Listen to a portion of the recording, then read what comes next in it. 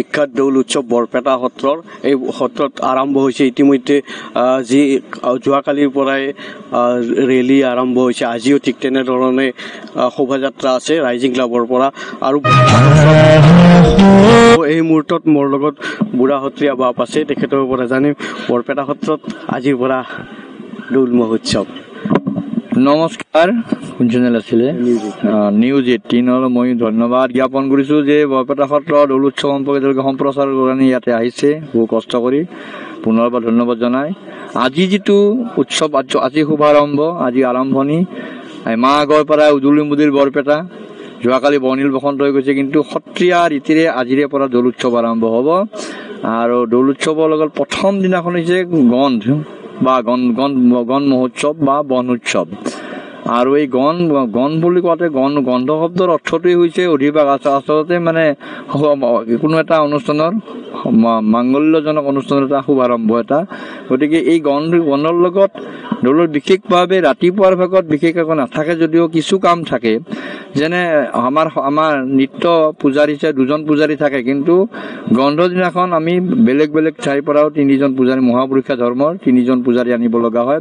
5জন পূজাৰী আজি একেলগে লগ লাগি গোসাঁইক চাফ কৰিব আৰু গোসাঁইৰ যিখিনি গহনা গাঁঠৰি আছে এই গহনা গাঁঠৰিখিনি তেওঁলোকে চাফ কৰিব আৰু চাফ কৰাৰ লগতে দৌল যিহত মানে গৃহ য'ত ৰখা হৈছিলে সদায় য'ত পূজা কৰা হয় সেই মানে গোটেই কোঠাটো মানে চাফ কৰিব যে গতিকে এইখিনি সময় প্ৰায় 2 ঘণ্টা 2.5 ঘণ্টামান লাগিব। আৰু ইয়াতে এটা কথা যে যিসকল পূজাৰীয়ে ইয়াতে চাফ চিকুণ কৰে তেওঁলোকে কিন্তু দিনৰ ভাগত আৰু একো নাখায় আৰু নাই লঘু আহাৰ খাব ভাত ৰান্ধি খাব নোৱাৰে অকল আজিয়ে নহয় এই 4টা দিনে খাব নোৱাৰে বুঢ়া সত্ৰীয়া আৰু লগতে পূজাৰীসকলেও দিনত মানে ৰন্ধা বঢ়া খাব নোৱাৰে। গতিকে এই সত্ৰীয়া নিয়মটো আছে আৰু এইখিনি চাফ চিকুণ হোৱাৰ পিছত বিয়লি যেতিয়া প্ৰসংগ হ'ব আমাৰ 14 প্ৰসংগ হয় ৰাতিপুৱা 5টা বিয়লি 3টা ৰাতি 6টা। গতিকে বিয়লিৰ প্ৰসংগ শেষ হোৱাৰ পিছতে গোসাঁইক মণিকূটৰ পৰা গায়ন বায়নে চোৰেৰে আদৰি আৰু গায়ন বায়নে গীত গাই মঠৰ চোতালত উলিয়াই আনিব আৰু মঠৰ চোতালত কিছু সময় তাত মানে খৰাইৰ ওপৰত ৰখা হ'ব। তাৰ পিছত যেতিয়া খন মিলে টুপৰ চোতাললৈকে লৈ আহিব। এইখিনি হৈছে গণ মহোৎসৱ। টুপৰ চোতালত যিবিলাক জুই বনি সেই বহ্নিকুৰা আচলতে সম্পূৰ্ণ পুৰাণ ভিত্তিক স্কন্ধ পুৰাণৰ যে অগ্নি প্ৰজ্বলিতং বন্দে চাতুৰ বৰ্ণ হুতাসনম সুবৰ্ণ বৰ্ণম মলম এই যিটো মানে এই যে সেই অগ্নিকুৰা কি সেই জুইকুৰা কি যে আমাৰ যিবিলাক কলুকতা আমাৰ যিবিলাক মনৰ মল সেই সমস্ত বস্তুবিলাক পুৰিবলৈ সুবৰ্ণ বৰ্ণম মলম সোণৰ নিচিনা উজ্জ্বল হৈ যাব গোটেই সকলোৰে জীৱন। এইটো হৈছে সামাজিক কথা। আৰু আমাৰ আধ্যাত্মিক কথা হৈছে যে গোসাঁই সেইদিনাখন মেজি পোৱাব আৰু সেই মেজি পোৱাৰ লগত এটা ধৰ্মীয় কথা জড়িত হৈ আছে আৰু 7 পাক ঘূৰিব 7 পাক প্ৰদক্ষিণ কৰাৰ পিছত তেওঁক মানে দৌল গৃহত মানে যোগমন গৃহত ৰখা হ'ব। তাৰপিছত দৌল গৃহত ৰাতি তোলা হ'ব। দুদিনীয়া দৌল উৎসৱ। এইটো মই কেইবাবাৰো কৈছো অন্য চেনেলতো কৈছো বা নিউজ 18 কৈছো মই যে 2দিনীয়া 3দিনীয়া হৰদৌল হ'ব পাৰে। আমাৰ প্ৰত্যেকটো তিথিয়েই সম্পূৰ্ণ মানে নক্ষত্ৰ ভিত্তিক। নক্ষত্ৰ মানে সূৰ্যৰ অৱস্থান অনুসৰি হয়। আমাৰ মঘা নক্ষত্ৰত গুণ উৎসৱ আৰম্ভ হয় আৰু উত্তৰ ফাল্গুনী আৰু পূৰ্ব ফাল্গুনী নক্ষত্ৰৰ মাজত ভৰদৌল হয়। এই উত্তৰ ফাল্গুনী নক্ষত্ৰ আৰু পূৰ্ব ফাল্গুনী নক্ষত্ৰৰ যদি ব্যৱধান বাঢ়ি যায় তেনেহ'লে 2দিনীয়া হ'ব পাৰে 3দিনীয়া হ'ব পাৰে। গতিকে এইবাৰ 2দিনীয়া হোৱাৰ কাৰণটো হৈছে এইটো যে উত্তৰ ফাল্গুনী বা পূৰ্ব ফাল্গুনী নক্ষত্ৰ মানে পিছদিনাখনো ৰাতি 8:30 বজালৈকে থাকিবই। গতিকে সেইকাৰণে ৰাতি 8:30 বজাত আৰু শুই হ'ব নোৱাৰে ৰাতিটো ফুৰাব নোৱাৰে গতিকে পিছদিনাখন ফুৰাব লাগিব সেইকাৰণে 2দিনীয়া হৈছে এইবাৰ। আৰু বহুত তাতেও নিয়ম আছে ধৰ্মীয় নিয়ম।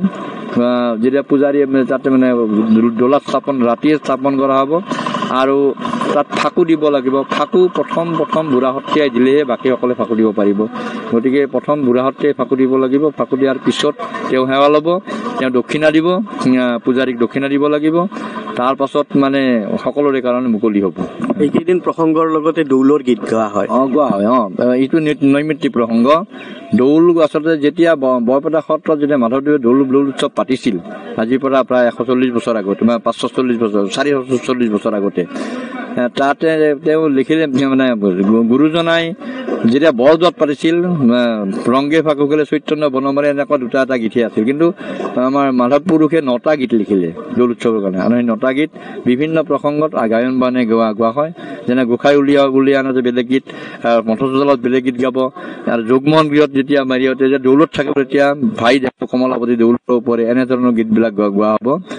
মই ফাঁকি গাই বা ফাকু যেতিয়া ফাকু খেলিব তেতিয়া ফাকু খেলে পুৰণা, মই যেতিয়া দৌলত থাকে তেতিয়া মানে ফাগু খেলে কৰুণাময় নন্দ কুমাৰ, ফাগু খেলে কৰুণাময় নন্দ কুমাৰ, দেৱৰ লভ কেলি দেৱৰ দূৰ লভ কেলি ফাগুৰ বিহাৰ, ফাগু খেলে। এই গীতৰ লগতে গায়ন বায়নে খোল তালেৰে গোৱা হয়। আৰু এটা গীত আছে, কেলি কৰে বৃন্দাবনে মদন গোপাল, ভাই দেখো কমলাপতি দৌলৰ ওপৰে।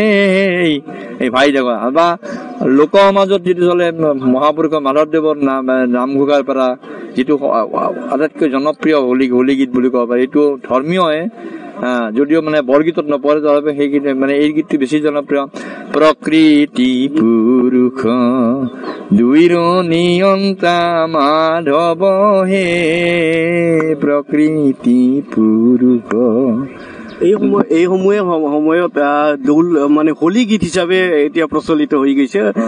গতিকে অতি সুন্দৰভাৱে সকলোৱে শ্ৰীকৃষ্ণ তাৰ অৰ্থপূৰ্ণ কথা যে প্ৰকৃতি হয় আৰু প্ৰকৃতি পুৰুষৰ সমন্বয়তে সৃষ্টি সম্ভৱ।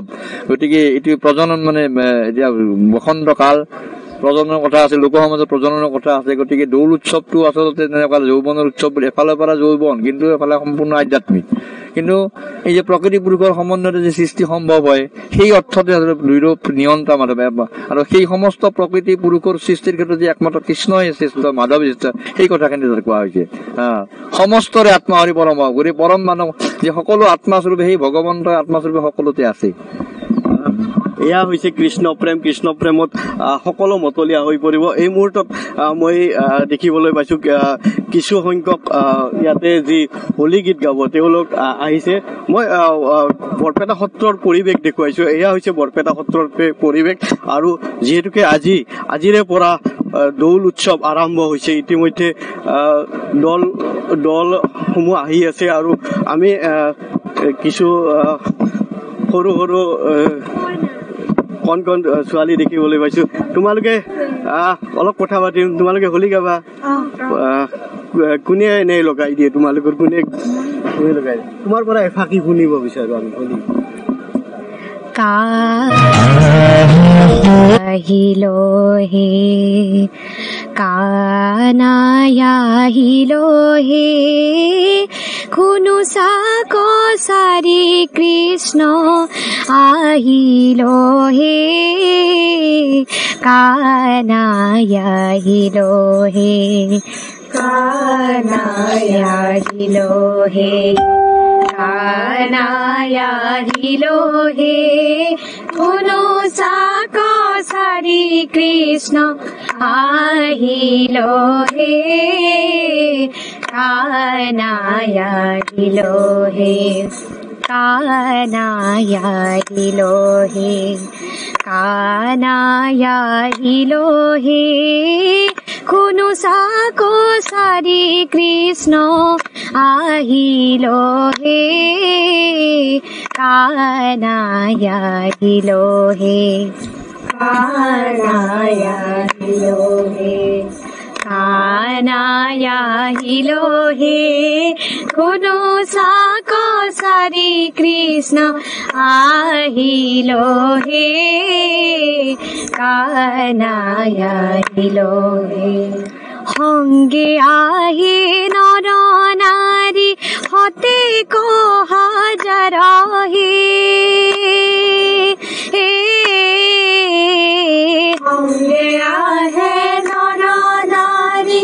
হাতে গহরহে কেহু করে লম্ফি কেহু গাই হোলি আবির লো রঙে কেহু করে লম্ফি কেহু গাই হোলি উয়াবির লো